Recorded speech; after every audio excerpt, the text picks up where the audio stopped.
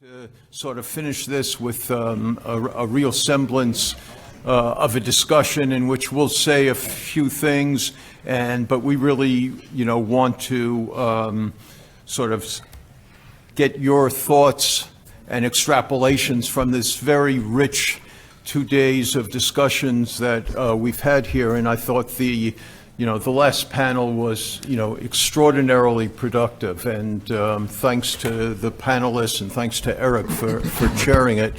So, one of, the big task that Will and I envisioned when we conceived this conference was, whether we could look back at 100 years of Soviet-American and Russian-American relations and determine whether there were some useful generalizations or insights or lessons that could be extrapolated that might help us see a way forward. And, we've looked at Lenin and Wilson and Stalin and Roosevelt, etc., and we've had some very rich presentations about the past, including those at the end of yesterday and this morning about the very recent past. But I thought it would be useful to have an hour at the end of the conference to sort of see if we can come up with some useful generalizations that provide real insight into, what makes for a good or a bad relationship, and whether there are insights that we can extrapolate that foreshadow a better relationship, or that can sort of configure us to realize that given our objectives, or given an adversary, the Russian objectives, that the possibilities for a better relationship are actually very limited. Those are the types of things that I thought would be worthwhile to think about. I know Will has some thoughts about what he thinks he's derived, or some methodological or conceptual issues that really beleaguer this type of an exercise. And I know that Philip has some generalizations to start off a discussion. But those of you who have been here, either for the whole conference or really just for small parts of it, we hope you'll share your thoughts with us, because we'd like to sort of see if we can, draw some useful conclusions from all of this. So I'll turn it over to Will Hitchcock. Thank you, Mel, and thanks to everyone for sticking it out to the bitter end. This has been an extraordinarily rich, packed day and a half conference, and I've learned a lot. I want to make a few, as Mel suggested, I want to make a few methodological points about the exercise as a whole. And I hope this is meant to be in the spirit of good party self-criticism. What worked and what hasn't in our effort to review a century of a bilateral relationship over a course of a very difficult, contested world in that century. What have we been able to accomplish in looking at such a broad sweep of time? And I think we've accomplished a lot, but I think there are some questions about how we go about doing this kind of work that are worth discussing and putting on the table, and then we can move on to the actual pragmatic issues about what have we really learned and what can we use going forward. The Miller Center is a place that prides itself on using historical reflections to shape policy for today. That's much harder than it sounds. And I think as historians, we're very good at reflecting on the past, but sometimes it's actually very difficult to make the flip and to use those reflections to shape policy going forward. That's why I think the Miller Center's role is so important. We really try to do that, but it isn't easy. And I think this conference has highlighted both our strengths in doing this and sometimes some of the weaknesses. So just on again, in the spirit of sort of focusing on the things that we do well and the things that we need to do more of, I just have a couple of observations. To some extent, I feel our conference this last day and a half has been a tale of two conferences. I felt that, on the whole, we were more confident in exploring the 1917 to 1985 period than we were looking at 1985 to the present. And that has to do with the fact that many of us are historians, and we've looked at the archives, and we've looked at the records, and we've looked at the data. We have a great deal of time and reflection to look at that earlier period, much less so 1985 to the present. In that era, we're relying still on oral history, on interviews, on memoirs. And those are notoriously unreliable sources for historians to use. One needs to use them, especially when there's nothing else. But we also know how tricky they can be. So far, much of our conversation from the 1985 to the present period was reliant upon individuals in this room who had access to other key individuals, and I learned from so-and-so this key fact. And that's not the way historians actually operate. So there's a significant disjuncture between our analytical approach to the contemporary period than to the historical period. Totally normal and absolutely unavoidable. But I think the more that we're conscious of this, the more we understand the difficulty of bridging this gap between a historical period we know well and a contemporary period that we're still very much in flux, and that's still, I think, very difficult to nail down. So in many respects, the conversation became about historians who felt confident about making wide-scale assertions about an earlier period, and figures from the policy world who continued to defend policy-making choices that they had made at a particular moment and a particular time. I don't think we're quite talking to each other yet fully. And the question that we would be, if we were talking to each other, the question we would be asking is, why were those policy choices seen to be the best ones that were available at the time? And why were others closed off? Because that gets us into the question of what were your assumptions, what were your beliefs at the time? And I don't know that we have fully probed that particular question. I think that leads to my second criticism, which is I think we're much better at focusing on using the concept of ideology when talking about the Russian and Soviet experience in the 20th century than we have been over the last 2 days when talking about the American century. Ideology is a word historians use a lot when, especially in the United States, when talking about bad things that happen to bad people. Those guys have an ideology. But actually, American historians have been trying to grapple with the concept of American ideology for a long time. We know a lot about it, but I think we tend to lose its analytical bite too quickly, and we start to talk about, well, interests, hopes, general beliefs. Ideology is something much more concrete, much more precise, and we know that because when we look at Lenin, we can define what his ideology was. When we look at corresponding figures on the American side, we tend to get a little soft in defining what American ideology really was. And that, to me, came out again and again. From the very beginning of our conversation until the very end, in which it was much easier to identify that the Russians were really the problem with our relationship over the last 10 or 15 years. But Americans, all they just wanted was, and then go through the list of interests. Interest versus ideology. I don't think we've quite figured out how to map that bridge. And we have to do it if we're going to get to any kind of consensus on what's been going on in the U.S.-Russian relationship in the last 20 years. And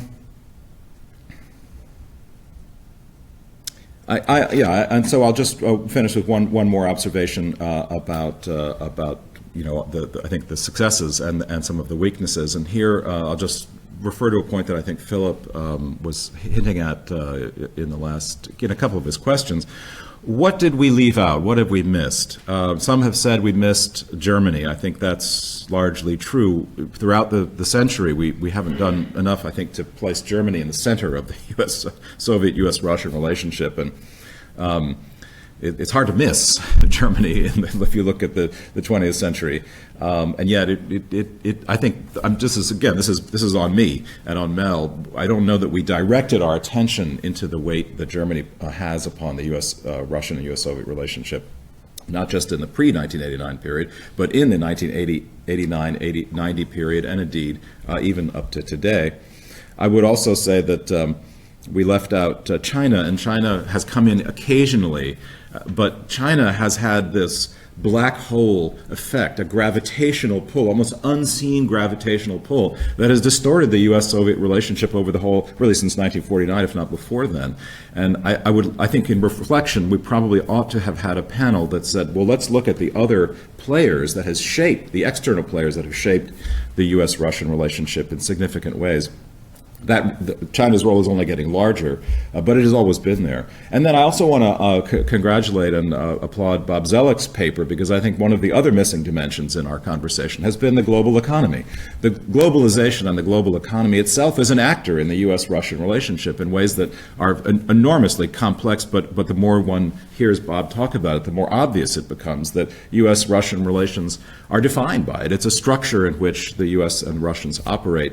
I think global interdependence, global economic interdependence is something we just haven't quite figured out how to talk about when dealing with what really has become, especially in the last couple of panels, a kind of a tick-tock story. Who did what to whom when? Who was in the room when such and such a decision was made?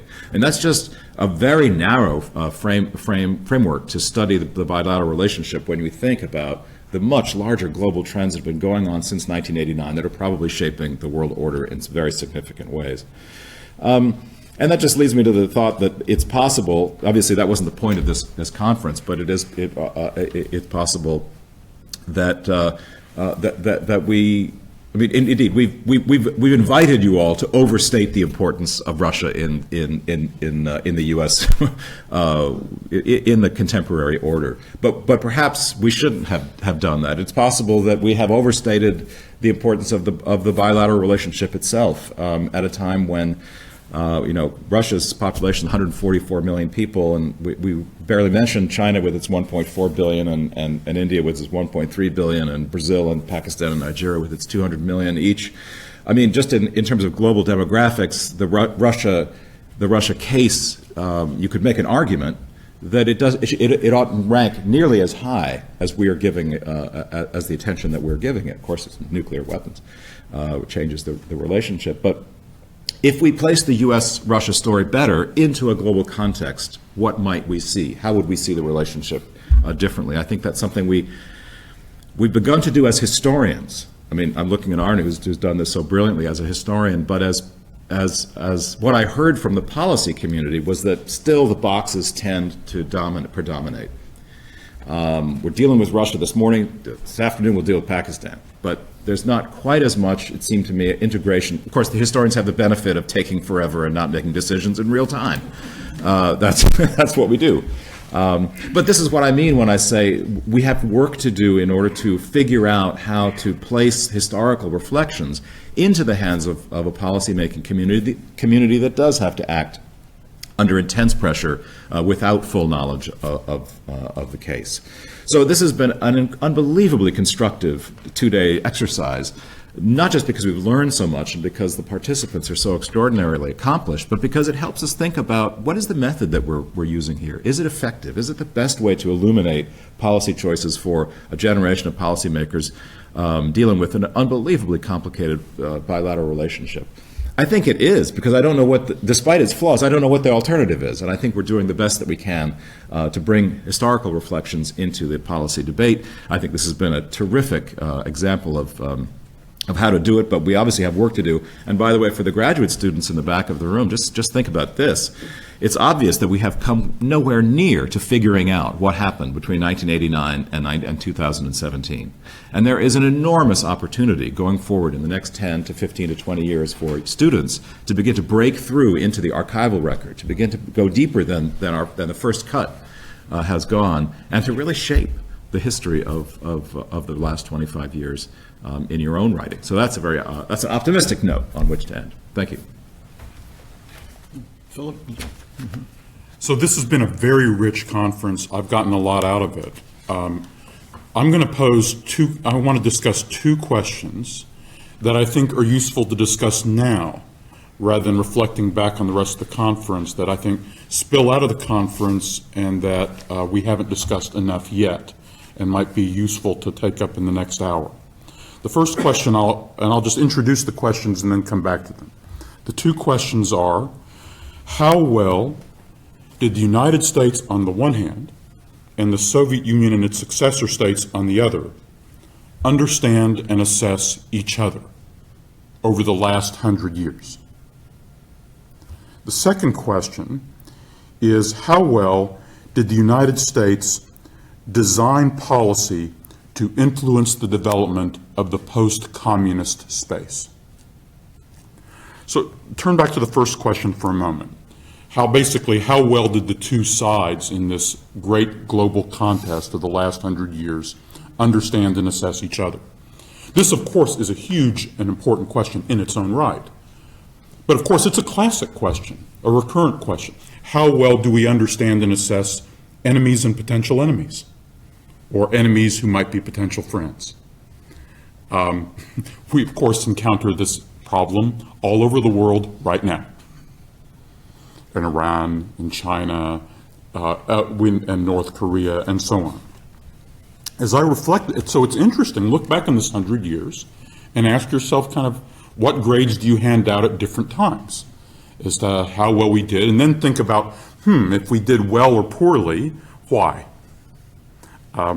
So for example, thinking back on this, I tend to think, looking at the United States side, especially, I think the United States seems to do a really quite poor job of understanding and assessing the communist sphere, say from the time of the revolution up until, the mid-1940s. Correspondingly, maybe you can argue that the Soviets are doing a better job through their own kind of distorted prisms and shifting party lines.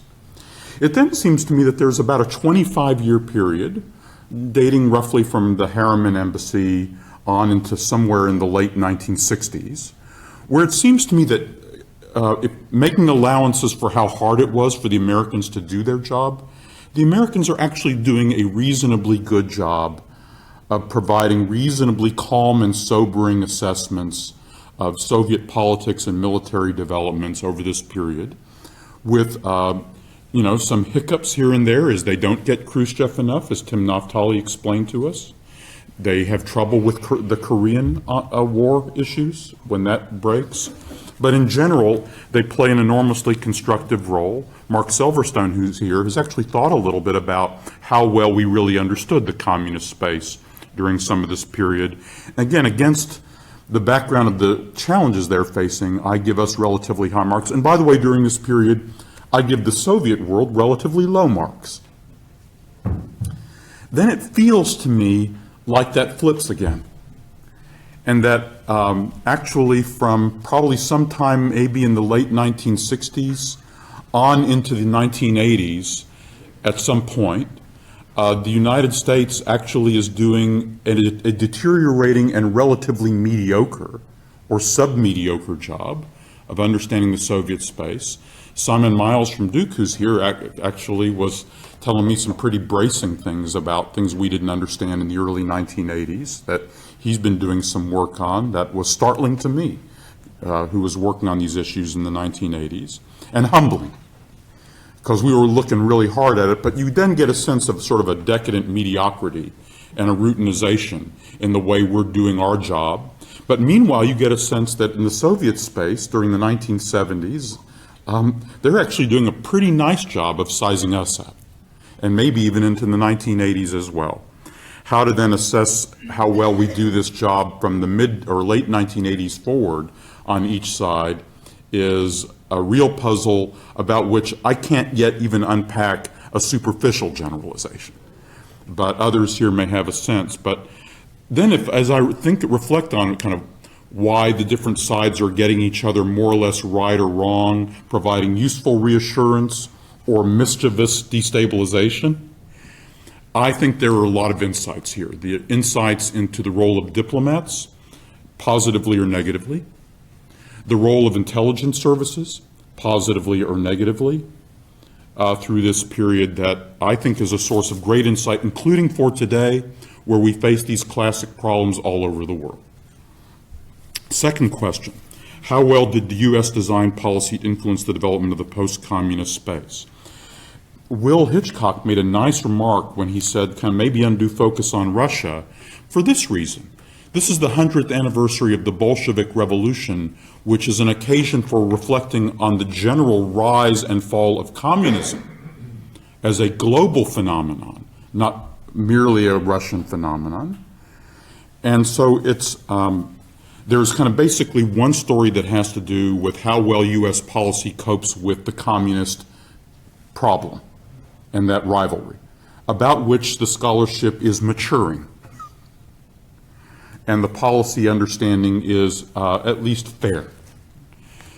How well then, in a way, does the U.S. cope with the post-communist space is in a way the question that's only beginning to be opened, and which this conference, I think, surfaces and spotlights extremely well, and troublingly, and humblingly. So in this, if you think back on it, we have a fluid period, say between 1917 and maybe early 20s, in which the U.S. does not do much that's important probably to influence the post-communist space. We save some lives from starvation. We have some business investments.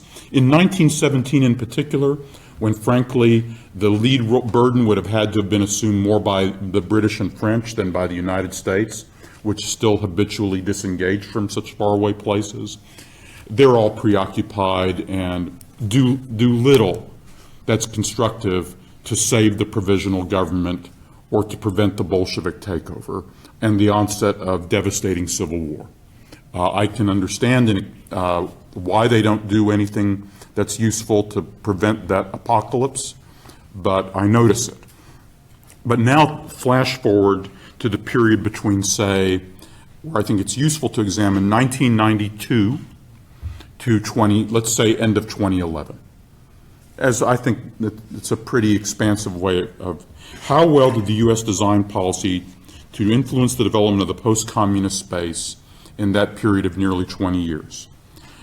I think our understanding of the answer to that question right now is poor. I think the quality of the policy designs during this period start with, number one, make sure this happens peacefully, high marks. Number two, secure above all the potential for loose nuclear weapons in a disordered environment, actually high marks. Those are two urgent tasks that are accomplished, I think, with great skill by U.S. policy at the beginning of the 1990s in both Bush 41 and early Clinton.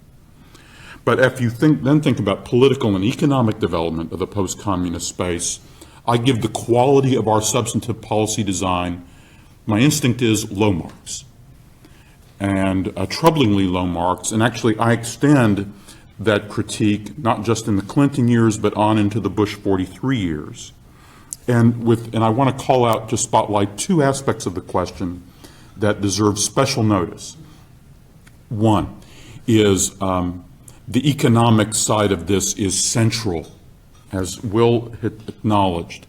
Think about what we did with respect to China and where China's priorities were during about a comparable time period. Of course, the overt politics is hard for us to engage.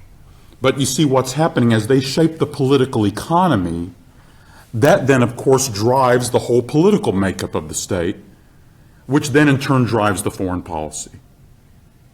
And so if you wanted to engage these countries, engage them on their economic development, first and foremost in a constructive way, and you might be able to influence things at the margin, maybe. And again, the substantive, we don't focus on nearly enough on this in the government. We don't correct that imbalance in academia. And this is an important takeaway for us, is we're institutionally anemic on this in the government, and actually the quality of the scholarly insight and the mainstreaming of that insight is also anemic. And then the second hypothesis I'll push out to consider is a lot on who lost Russia, but what about Ukraine and Kazakhstan? Just to basically take them as poster children for post-communist space that's non-Russia. Look at the quality of the substantive work on economic development and thereby political economy development in Ukraine and Kazakhstan between 1992 and 2011. You see, if you can get Ukraine right, that of course in turn can have huge influence on Russia, as we might have learned, by the way, with respect to China being influenced by what we do in Japan, Taiwan, South Korea, and Southeast Asia. above all in economic development. And I think, therefore, and my sense of this is, unless someone wants to correct me, again, low marks is my instinctive reaction. And also a lot of inattention. And the agenda would actually have been driven, had to have been driven in partnership with Europe and to a large degree led by Europe, to which then you would think, what's the United States' role in trying to forge a coalition with the Europeans to insightfully address these issues in a constructive way? And my instinctive sense is maybe low marks and lack of focus, in which case that would be a really powerful insight. And that's not, and this is an insight that has contemporary resonance.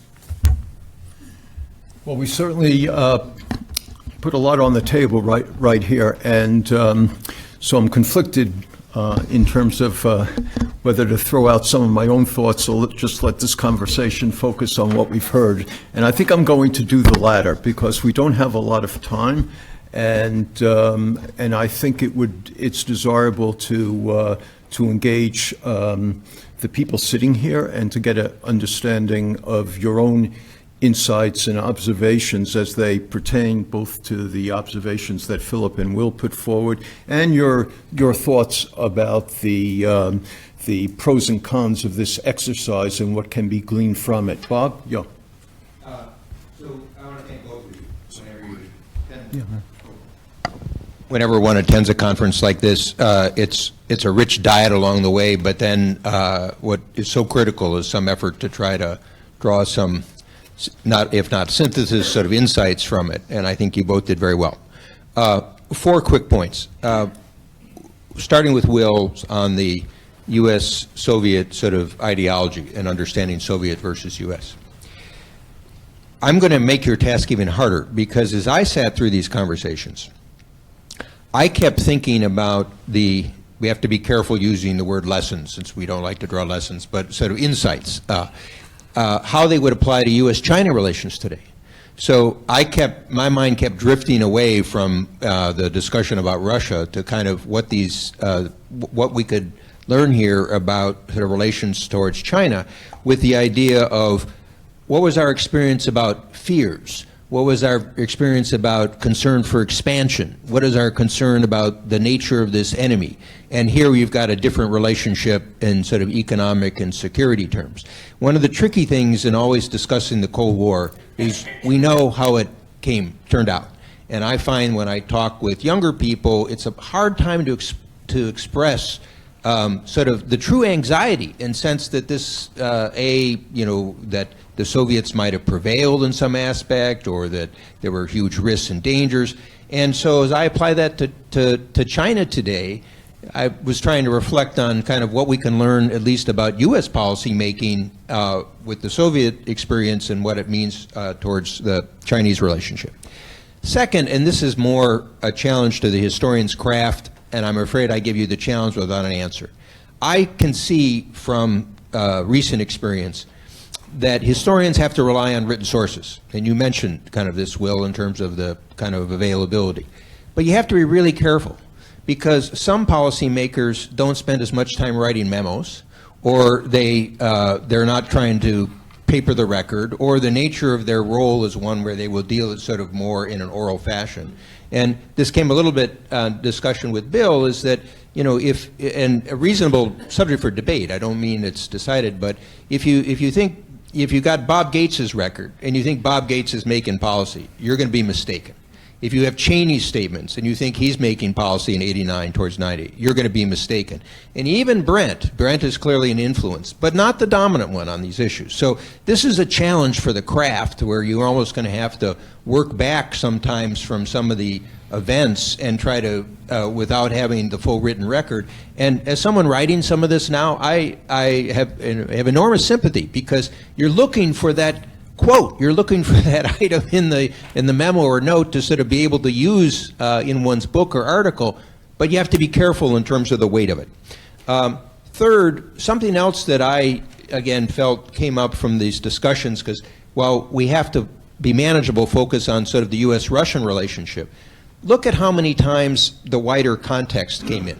So we tried to discuss this a little bit in 89, 90, and as I was sort of going for a walk this morning, I was thinking, you know, all the things that happened in 1989. Now, if you're focusing on the U.S. Russia relationship, you'll focus on sort of these narrow set of activities. But I was thinking of Bush's trip to Japan and China early. I was thinking about domestic political things.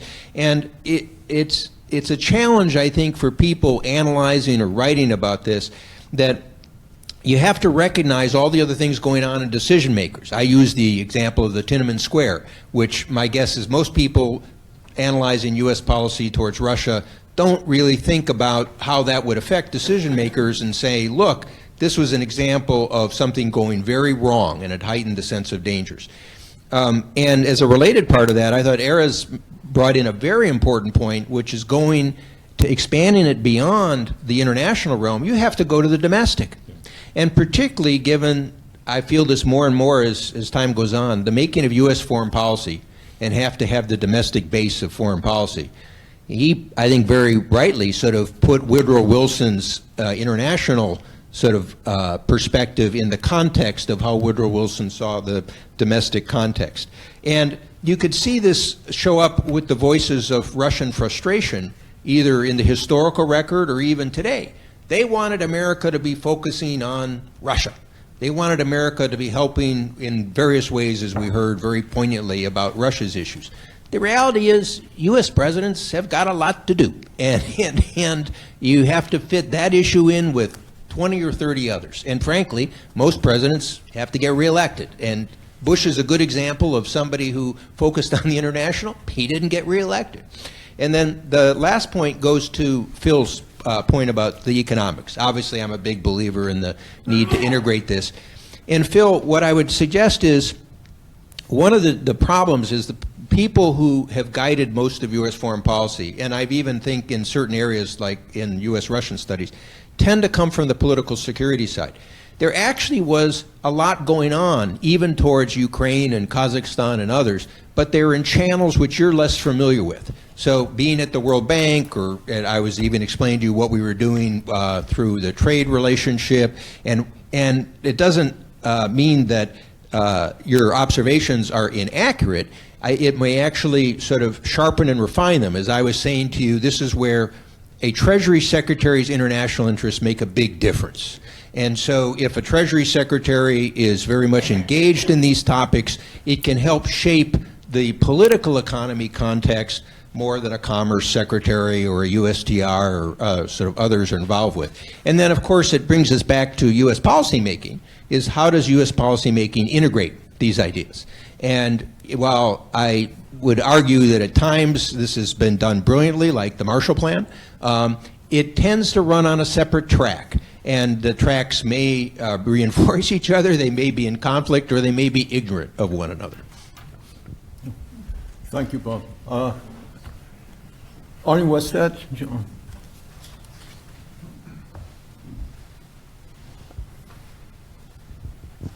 I think this has been a terrific conference. I've learned a great deal from it, both from the historians and from the policymakers, though some people are in both positions. Two rather brief comments. The first one is about how the conference was conceptualized from the very beginning. I think it's a really good idea to try to look at this in a 100-year perspective, because we've been able to catch some of the differences between different time periods, also in terms of the overall international setting, which always comes to play a significant role with regard to U.S.-Soviet and U.S.-Russian relations, and should not be forgotten. But first and foremost, it's been important to me, going back to what we discussed at the outset of the conference, that I think most of us would probably agree that some level of conflict between rising powers, and for most of the 20th century, both the United States and Russia were rising powers, though in different ways, is very, very likely. But the kind of freeze in that kind of conflictual relationship, which the Cold War was, or where I think we are today, is something that probably could have been avoided, or at least that is my view. And what that brings to mind for me is trying to look at the time periods in which the basis could have been created for avoiding those kinds of scenarios. And to me, the use of history for international affairs is very much about that. It's about finding out where things could have gone in a different direction. And I see two time periods within that 100-year span where that is pretty obvious. One is the late 1940s, when the Cold War was created as an international system. And a lot of the people who reviewed my recent book have disagreed with me on this. They say that, how on earth could one be able to talk to Stalin? How was it possible to get a better understanding than the one that was there? Coming out of the limited levels of cooperation that had existed during the war, during the Second World War, and what we know today about the relatively limited aims that Stalin actually had in the late 1940s, I think it's very hard to argue that that would have been impossible. I also think about the 1990s, and we had a discussion about that yesterday. I do think that without the breakdown scenarios that took place during the 1990s, some of the issues that we, in the last panel, decided was almost impossible to deal with today probably would have come up in a different light, could have been seen in a different light. As I said at the beginning of the conference, and as we discussed yesterday, I do think that more could have been done in the 1990s in terms of assisting the processes that were already ongoing within Russia. Not on the grandest of schemes, not in the Marshall Plan direction, not in the United States taking more responsibility for what was happening from within in Russia, but both from the United States and Europe in trying to help out in different ways, first and foremost economically, with a transition that was going to be incredibly difficult. So that's the important thing to me in terms of the links between history and the present. One has to look for these avenues in which things could have gone different. Other things could have been done. And that's not always the case. It's not given at any particular point where you can say that things would have worked out very, very differently from what they actually did. But to look for these openings, I think, is really important. And to me, at least, this conference has helped greatly with that. But of course, Arnie, before you give away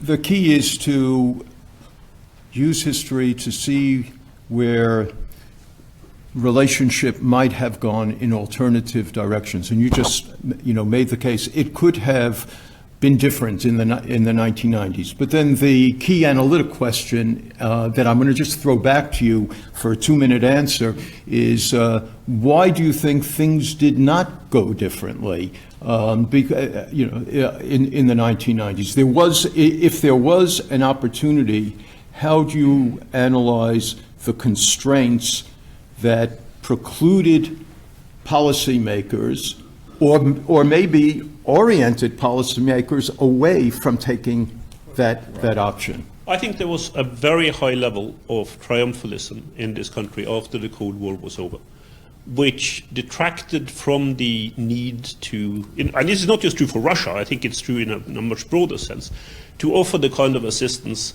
that would have helped the world as a whole to move from a Cold War to a non-Cold War kind of scenario. I mean, think about Afghanistan, think about the Middle East. But first and foremost, because it really matters, think about Russia. Now, I'm not arguing that the United States didn't do anything to assist in that kind of situation. Things were obviously done. There were initiatives that were very, very useful. But when one thinks about the uniqueness of what had actually just happened, the end of communism in the Soviet Union, the breakup of the Soviet Union as a state, and the opportunities that were there for the United States to create a much more long-lasting kind of relationship between the two countries. My sense is that there is more that should have been done. And what prevented it was this sense that the Cold War is over, we won it, the world is by itself moving in a direction that is much more benign for everyone, without much of what the United States needs to do to set new structures in place between states, between countries that had come out of that conflict. Leitzenbach?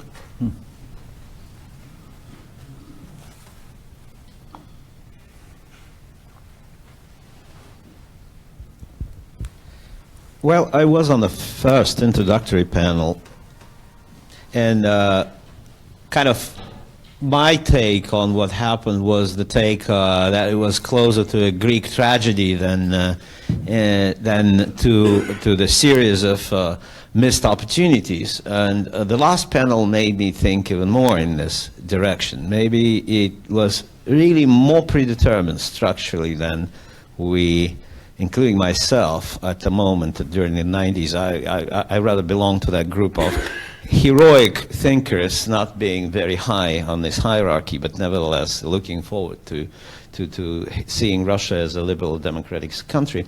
But now, looking back, I think what happened practically immediately after the collapse of the Soviet Union was the process that the medievalists called translatio imperii. And that happened, this is one, for instance, the Roman Empire collapses, the Byzantine Empire takes over. Well, the Byzantine Empire collapses, Russian Empire takes over. Now, that sort of stuff.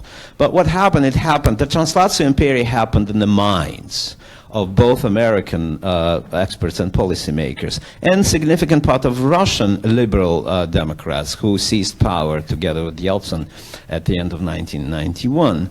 On the part of Americans, as far as I can tell, there was an idea, and of course it's hard to document. I agree with Bob that documents do not tell the full story. Oh no, but some of the story they tell, that's abiding a quite consistent fear that there's Russia, big, unpredictable Russia, that the United States has no means to control, has no means to turn into something called a normal state, and it's better to move cautiously.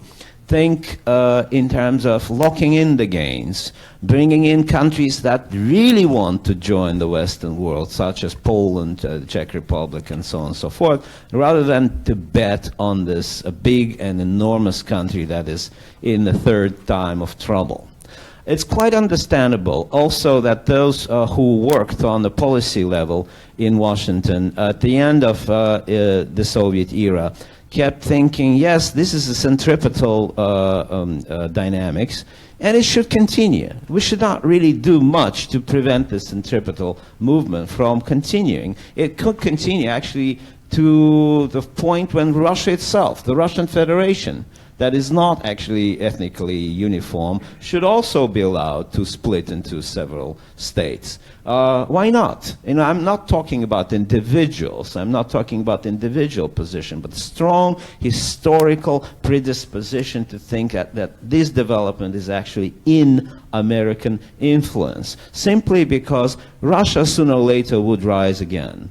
Very few individuals I know were explicitly on record, like Roderick Braithwaite, British ambassador, some other people in Washington, but very, very few, far and wide, who would say, yeah, we should actually help this Russia that would be a dominant country in its neighborhood, simply because it's surrounded by much smaller states, much more vulnerable states. We should help this to happen. That would have been like, I don't know, blowing against the wind. That sort of thing. On the Russian side, we have documents that say that people who came to power around Yeltsin immediately began to think about translatio imperii, thinking that Russia, liberal, democratic, would still be Russia. It would still be a big imperial space. It would still be a pivot in that part of the world, especially for the post-Soviet space.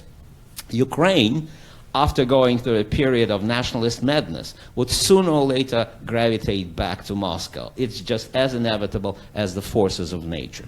So we have something very profound operating right away in the first months of 1992, not fully documented, that puts our discussion into a totally different perspective. I think that the real choice for the United States was quite narrow. It was between opposing this translatio imperii from the Soviet Union to, yes, maybe democratic, maybe liberal, but still Russia, big Russia, or opposing it. And eventually, the United States ended up opposing it. And eventually, the Russians, including the liberal Democrats, saw that the United States were opposing it. And this was the road that brought us to today's situation. For me, it became even more clear at the end of this conference than it was before. So thank you all for clarifying the picture.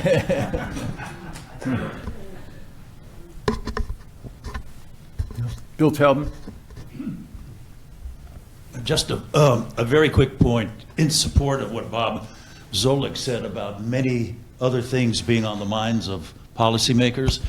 There's something that Anatoly Chernyayev said that I quote in my book, which is that during 90, when the outside world might have thought that Gorbachev was 89 and 90, focusing on Eastern Europe and Germany and the United States and everything else, Chernyayev says only 4 or 5% of their focus was on foreign affairs. They were consumed by domestic developments, which were, of course, tumultuous and difficult and challenging.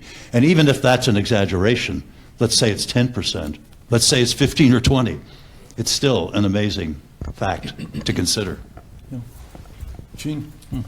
So I want to come back to the question of economic analysis and economic factors that I think is extremely important, and it's something that we really don't include in our thinking.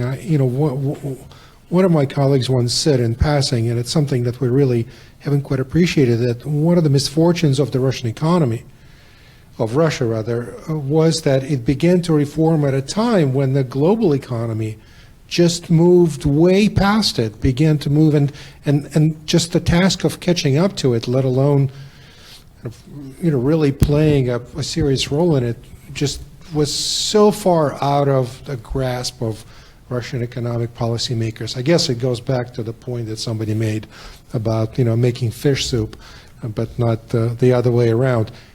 That said, I think it's very important not to overestimate the importance of economic thinking in Russian policymaking, because repeatedly through the past 25 years, their decisions are guided not by what we perceive as economic rationality, but by something else, other considerations. And repeatedly, they make decisions that appear to us as completely irrational, yet, those are the ones that take hold within that, political system, and the economy adjusts.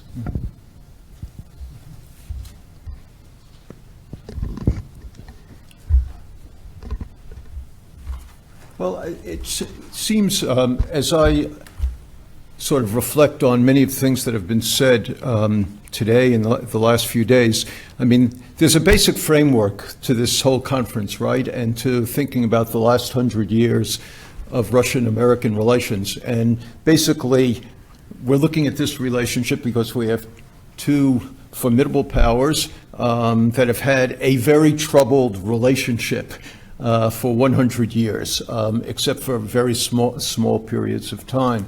And I think, in part, what this conference has illuminated for me, basically, I've thought this for a long time, but this conference has confirmed it, that a key reason to understand a very troubled relationship for 100 years is that neither Russia, the Soviet Union, nor the United States ever considered that having a good relationship was the most important aspect of their foreign policy. That almost continuously, both nations have had other preoccupations in which Russia or the Soviet Union figured significantly, but that having a good relationship was not the overwhelming priority. So then I think the key analysis is to ask, as has been implicit, I think, in many of the papers that we've heard the last few days, is why is that the case? And is it sensible that that's not the case? I mean, looking for a good relationship doesn't necessarily mean that we have a good foreign policy, and or that the Russians have a good foreign policy, because there are other things that policymakers think are more important.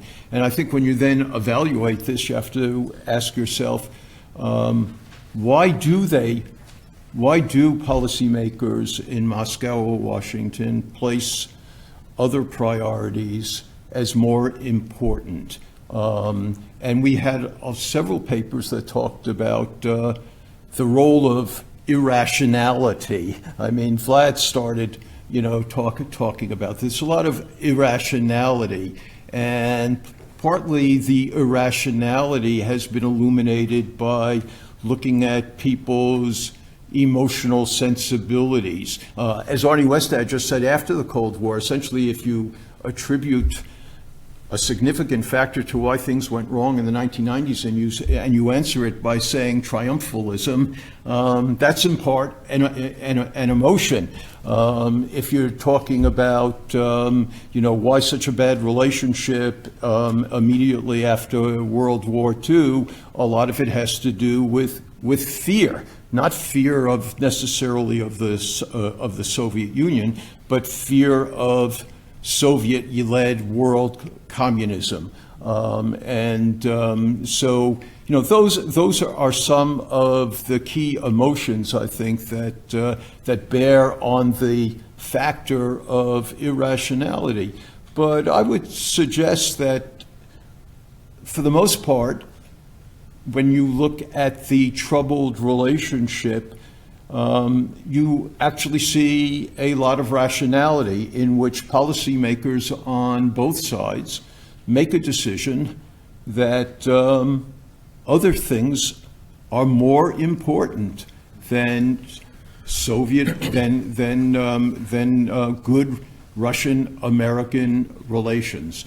Certainly, that was the case with Wilson and Lenin, if you think about it, and that, I think, was very much illuminated both in Westad's paper and in Erez Manella's paper.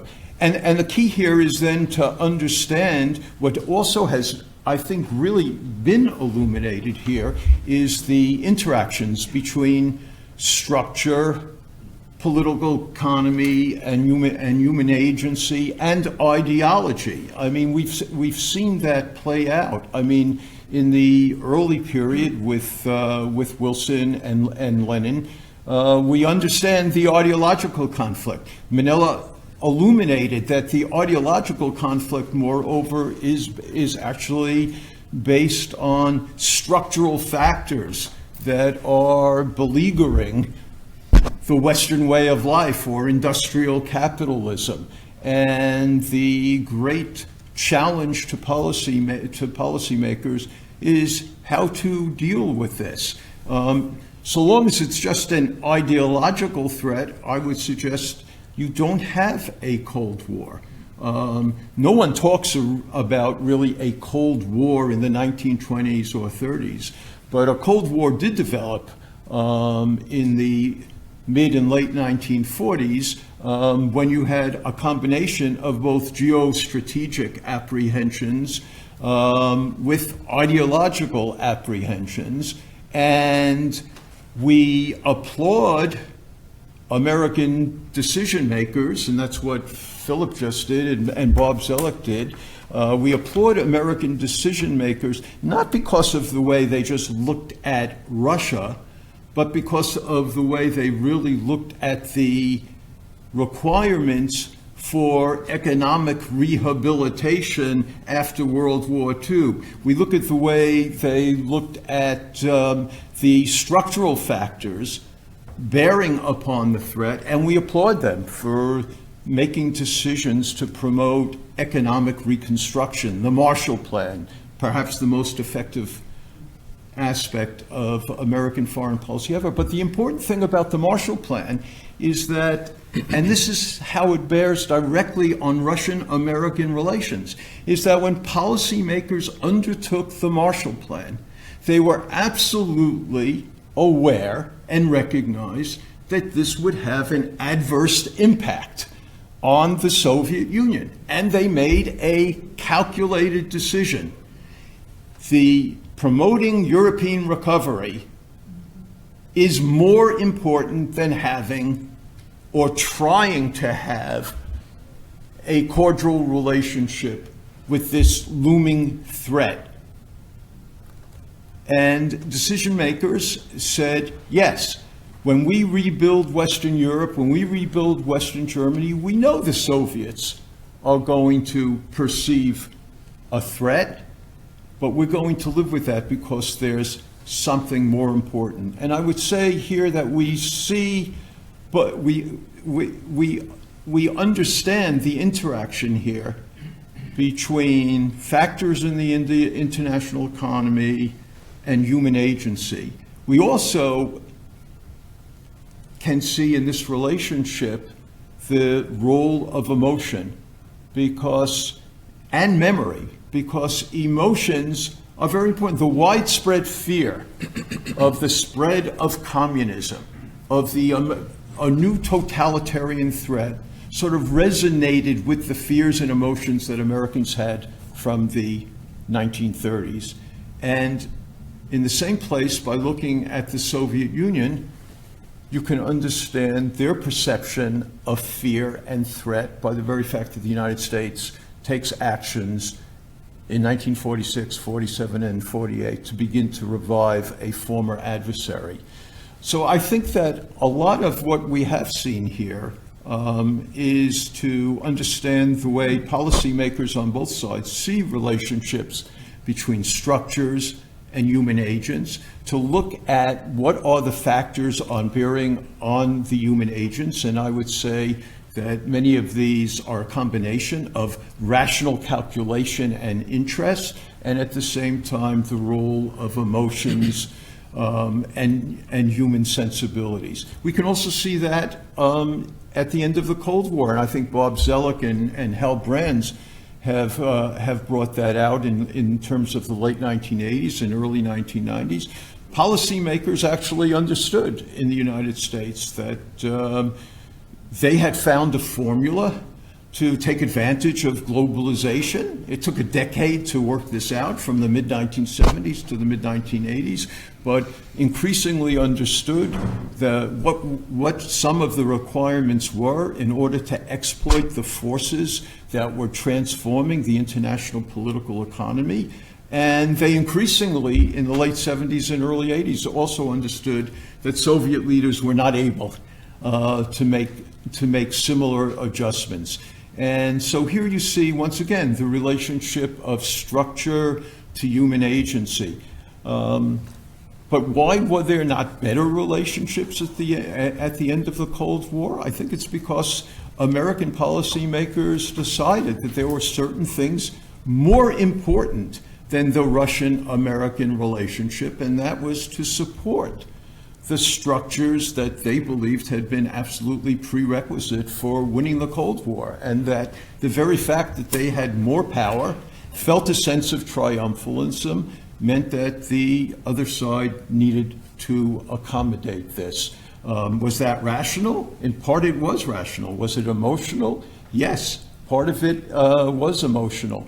And the same thing I would say in terms of understanding the Russian perception of this. They saw themselves operating from a position of vulnerability and weakness. They had no ability really to